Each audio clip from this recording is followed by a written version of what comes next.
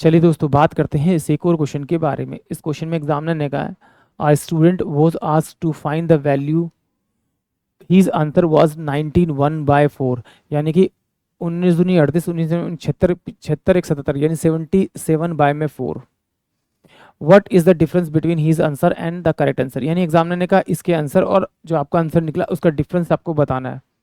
तो जब भी इस प्रकार का क्वेश्चन सॉल्व करेंगे हम लोग पहले उसमें बोडो मास यूज करेंगे। बोडो मास का मतलब क्या हो, सबसे पहले हम लोग ब्रैकेट, ये वाला ब्रैकेट, फिर ये वाला ब्रैकेट, फिर ये वाला ब्रैकेट, फिर ये वाला ब्रैकेट सॉल्व करेंगे।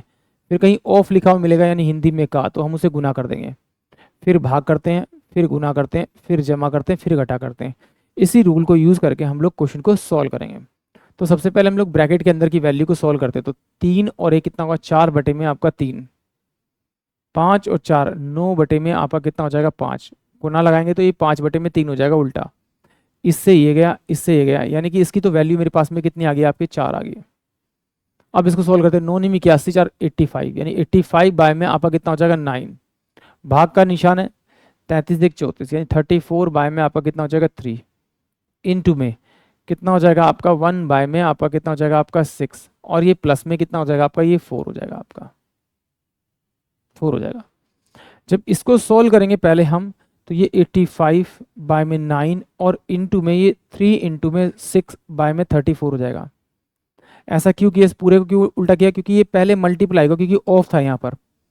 तो ये 17 दूनी 34, 17 पंजे 85, तो ये 6 3 18 और 9 दूनी 18, यानी कि इसके पूरे के सॉल्यूशन की जो वैल्यू आएगी वो वैल्यू आएगी मेरे पास में आपकी कितनी 5।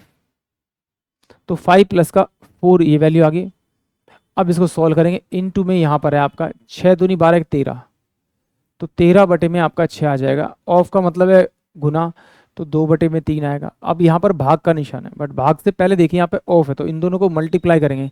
जब मल्टीप्लाई करेंगे फिर भाग करेंगे तो दोनों वैल्यू उल्टी हो जाएगी। तो मैं इसे डायरेक्ट लिख सकता हूँ 3 इंटू में 3 अपन में 4 इंटू में 2, ये मैं इसको ऐसे लिख सकता हूँ।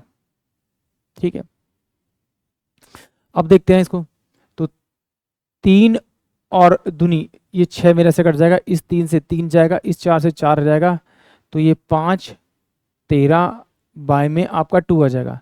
तो 5 दूनी 10, यानी कि 23 बटे में आपका 2 आ जाएगा। इसको सॉल्व करके हम यहाँ लिखेंगे 23 बाय में 2 आ जाएगा। और ये जो वैल्यू दे रखी है वो कितनी रखी है, मेरे को 77 बाय में 4 दे रखी है। डिफरेंस करेंगे तो मुझे इसे 4 बनाना पड़ेगा, 2 से 2 मल्टीप्लाई करना पड़ेगा, यानी कि 3 दूनी 6, 2 दूनी 4, 3 दूनी 6, यानी कि 46, 3 दूनी 46। तो 77 माइनस का आप 46 माइनस करेंगे तो ये मेरे पास 1 बचेगा, ये मेरे पास में कितना बचेगा आपका 3 बचेगा, और अपॉन में 4 बचेगा। 4 7 28, 28 और 3 31 होता है आपका 4, यानी कि 7 सही 3/4 इस क्वेश्चन का करेक्ट आंसर होगा। 7 सही 3/4, यानी कि ऑप्शन जो सी होगा वो इस क्वेश्चन के लिए करेक्ट होगा।